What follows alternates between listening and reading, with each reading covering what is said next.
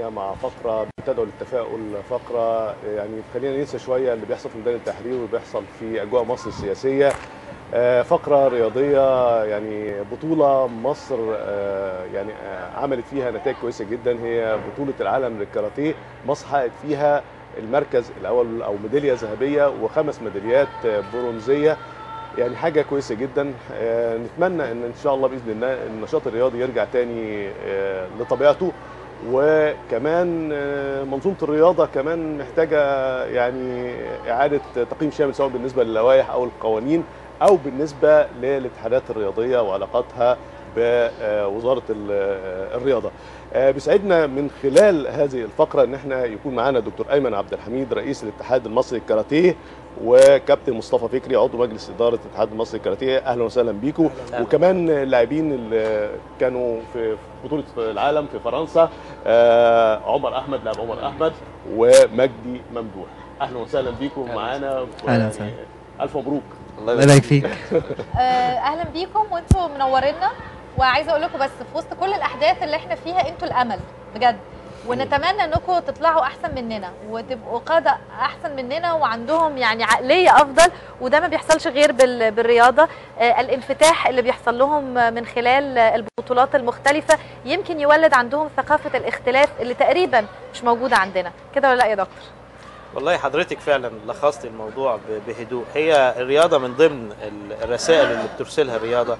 احنا كنا بنقول التقارب بين الشعوب، فاحنا محتاجينها برضو للتقارب بين الاطياف والفئات المختلفه، وده اللي بتحققه الكاراتيه. انا عايز اقول لحضراتكم ان انا في فرنسا في بطوله العالم الاخيره كان في سيمفونيه رائعه بيعزفها اولادنا الابطال، لان هم حازوا على وشدوا انتباه العالم كله. انا عايز اقول ان البطوله دي العالم كله كان بيقول ايه مصر دي. كان فيهم الإسلامي، كان فيهم الليبرالي، كان فيهم كل أطياف المجتمع ممثلة في هؤلاء الأولاد المتحابين المتلاصقين اللي رفعوا علم مصر. أتمنى طبعا البوتقة دي تسود. الله على اللي أنت قلته، رفعوا علم مصر من غير ما حد يتخانق ويقول علم مصر ده بتاعي لوحدي أنا. لا، رفعوا يعني مع بعض بكل حب وتفاني، الرياضة وود وتعاون. أستاذ مصطفى، يعني انتوا وصلتوا بطوله العالم للكاراتيه وده انجاز يعني مشرف ان كنتوا توصلوا لبطوله العالم وتحصلوا على الميداليات اللي حصلتوا عليها. يعني عايزين نعرف طريق الوصول لبطوله العالم كانت ازاي؟ والله طريق الوصول بسم الله الرحمن الرحيم، طريق الوصول لبطوله العالم اعداد المنتخب اعداد جيد من خلال ان احنا جمعناهم خليناهم يحبوا بعض الاول ويتالفوا ويشتغلوا بمجهود وعرق كويس، ومفيش ضغينه بينهم وبين بعض، كلهم بيشجعوا بعض، كل واحد فيهم عايز التاني يفوز بالمركز الاول. مش يعني كل واحد فيهم عايز الجروب كله، مش شخص واحد، ما بنشتغلش كفرد، بنشتغل كجروب كمجموعه، عشان كده نجحنا. ده كلام حلو قوي. انا عايزه اروح للشباب وعمر ومجدي. اهلا بيكم مره ثانيه، واللي معاه المايك يديه لزميله لما يتكلم. انتوا الاثنين معاكم؟ طب تمام. كنتوا حاسين بايه وانتوا بترفعوا علم مصر واحنا في الظروف الصعبه دي؟ انا مش هسالكم اذا كنتوا بتنزلوا التحرير ولا لا من بدايه الثوره، بس انا حاسه حتى من كلام الكباتن يعني بمنتهى الوطنيه. كنت حاسس بايه يا مجدي وانت في بره مصر وبترفع علم مصر بالنصر؟ طبعا انا كنت فخور جدا ان علم مصر بيترفع والنشيد الوطني بيتعزف في البطوله، وان الناس كلها واقفه احتراما لمصر ولعلم مصر، والناس كلها بجد نفسها تتفرج على مصر، وبجد معجبين بمصر جدا وبمستوى مصر. يعني مهما حصل في مصر، لا ان شاء الله مصر في الاحسن يعني ان شاء الله. عمر، انت نفس الشعور بالتاكيد، لكن ايه الصعوبات؟ ايه اصعب حاجه مريت بيها في البطوله اللي فاتت؟ طبعا هو الواحد مجرد بس ان هو يمثل مصر في بطوله زي دي، ده شرف كبير وحمل هو بيشيله فوق كتافه. طبعا ان هو لازم يشرف البلد دي، وبالفعل احنا بنحس بقيمه مصر دي لما بنطلع بره.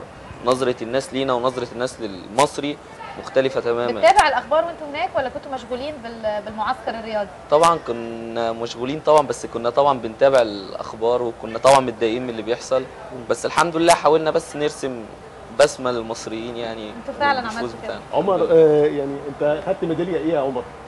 الميداليه اللي خدتها ايه يا عمر؟ انا برونزيه الجماعي. برونزيه الجماعي. مجدي؟ خدت ذهبيه فردي وبرونزيه الجماعي. ده الذهبيه ده يعتبر اول على مستوى العالم في الوزن ايه بقى؟ تحت 67. تحت 67 كيلو.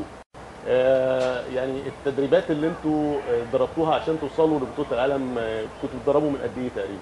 هو للاسف كان في انتخابات في الاتحاد، فطبعا دكتور ايمن ومجلس الاداره الجديد مسكوا متاخر شويه، كان قبل البطوله بشهر.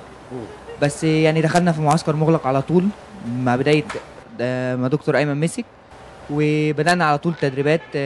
دكتور محمد كابتن محمد ابراهيم مدرب كاراتيه، ودكتور مدحت مدرب منتال، ودكتور محمود ربيع مدرب فتنس. دخلنا على طول في معسكر مغلق وكنا مستعدين، وكنا بدانا نمشي بخطه لغايه البطوله يعني ان شاء الله. الحمد لله. تحيه ليكم. وبروح لدكتور عمر، و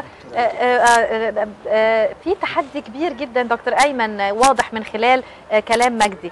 ازاي قدرتوا تعدوا التحديات دي في وقت مصر كلها بتمر بتحديات كبيره؟ عملتوا ايه في اتحاد الكاراتيه عشان تقدروا انكم تطلعوا لنا بهذه النتيجه المشرفه؟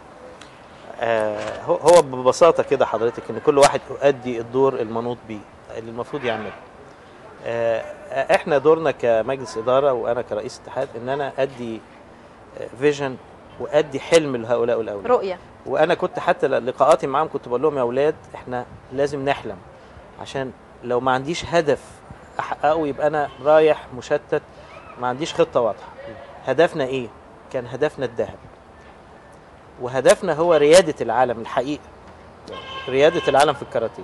احنا رواد العالم في الشباب والناشئين، آن الأوان إن احنا نبقى أسياد العالم في الكاراتيه في الكبار. فهم رايحين بهذا الحلم، والحمد لله إن هم قدروا يكسروا كان في كده زي ستار كان لازم نكسره ونعديه، وعدوه خلاص. وكلهم شافوا إن كان ممكن قوي ال6 ميداليات البرونز أو ال5 ميداليات الآخرين كان ممكن بسهولة يتحولوا إلى ذهب.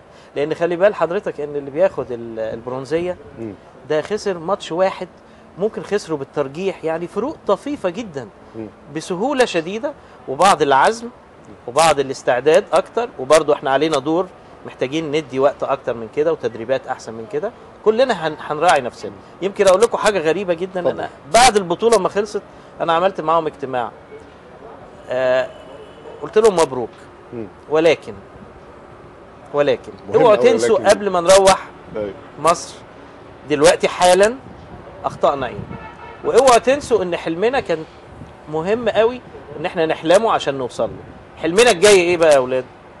فقالوا نبقى اول عالم ان شاء الله. اول عالم. طب احنا ليه يعني في مرحله الناشئين والشباب بناخد ميداليات وبنبقى بارزين قوي في بطولات العالم، وبنطلع في المستوى الاول او مستوى الرجال ما بنلاقيش اسم مصر، ما بنلاقيش لعيبه من مصر بتوصل للبطولات دي؟ هو طبعا حضرتك في المرحله دي انا هتكلم عن لعبه الكاراتيه بشكل خاص. مرحله الكبار هي تراكمات، يعني لان اللعبه عايزه خبره، فهي تراكم للمستويات اللي فاتت. احنا بدانا نسود العالم في الكاراتيه في الشباب والناشئين يعني من 3 سنين ولا حاجه، والرحله بدات من حوالي 8 سنوات لغايه ما وصلنا ان احنا ابطال العالم في الشباب والناشئين. في الكبار برضو من 8 سنوات مصر لم يكن لها ذكر. وعايز اقول لحضرتك ان خضم بطوله العالم في الكاراتيه رهيب. احنا 116 دوله، في 1500 لاعب ولاعبه بيتنافسوا على 16 ميداليه، 16 ميداليه ذهبيه. فهي صراع شديد جدا. اللي عايز اقوله ان مصر كانت غير مصنفه 2004. بدا التصنيف بتاعنا، اخر تصنيف كان لينا 12، دلوقتي 6. انا بوعد من دلوقتي ان مصر اول عالم ان شاء الله.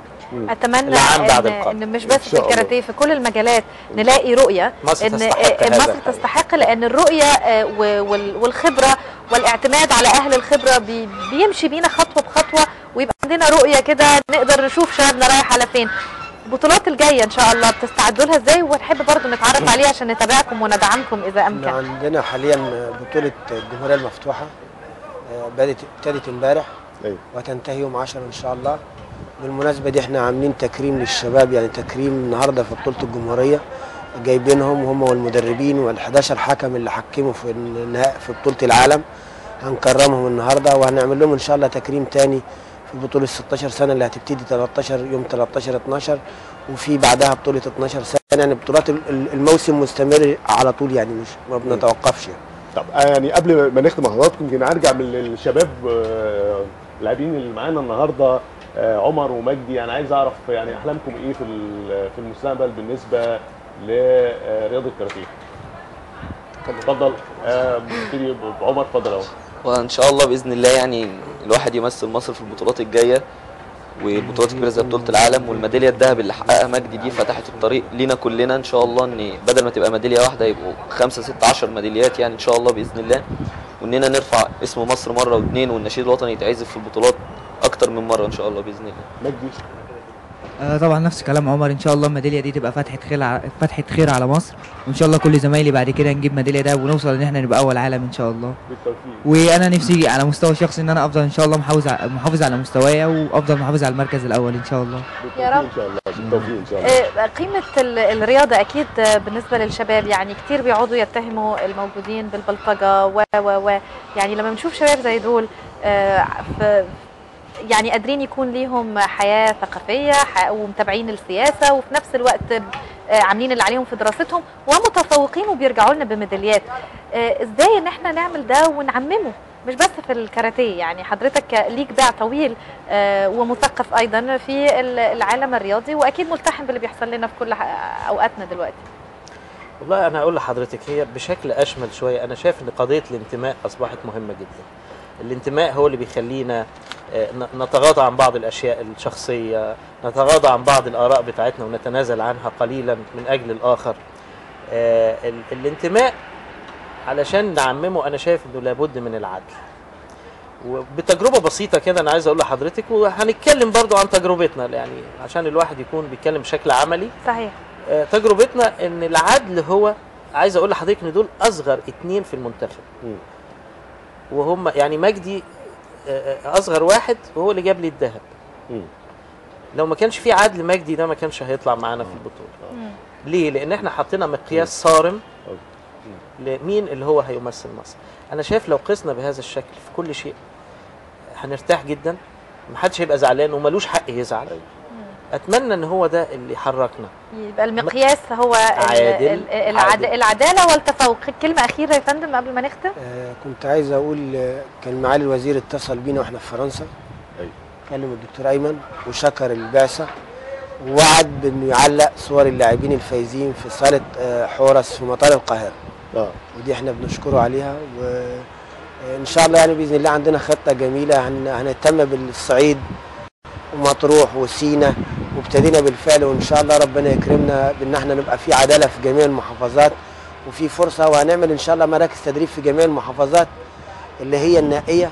هنبعت لهم مدربين من عندنا يرفعوا المستوى الفني والاداري الفني والمهاري للاعبين والمدربين والحكام، على اساس يبقى عندنا قاعده اكتر ونحتل المركز الاول على مستوى العالم بجداره ان شاء الله باذن الله. شكرا. اشكركم جدا على مجهوداتكم وعلى رؤيتكم ويعني هذا احب اشيد بحق الجمهور الفرنسي بالمناسبه، كان بيشجع المنتخب المصري. دي حقيقه. ويعني اشكر من هنا الكابتن حمدي المرحومي، واحده اسمها دانيال من فرنسا، كانت من الجمهور الفرنسي اللي جايه مخصوص تشجع المنتخب المصري. احنا بنشكر دانيال وبنشكر فرنسا. ونشكر كل الاهم ان انا عايزه اشكركم وبنختم فقرتنا، ولكن اسمحوا لنا يعني مش عارفه اشكركم ازاي واقول لكم قد ايه انتوا حركتوا فينا مشاعر ظريفه جدا بالانتماء وبالامل، واهم حاجه احنا محتاجين لها النهارده الامل. بشكركم. شكرا يا فندم. مشاهدينا هنطلع لفاصل ونرجع لكم على طول ونكمل معاكم مع الداعيه الاسلامي.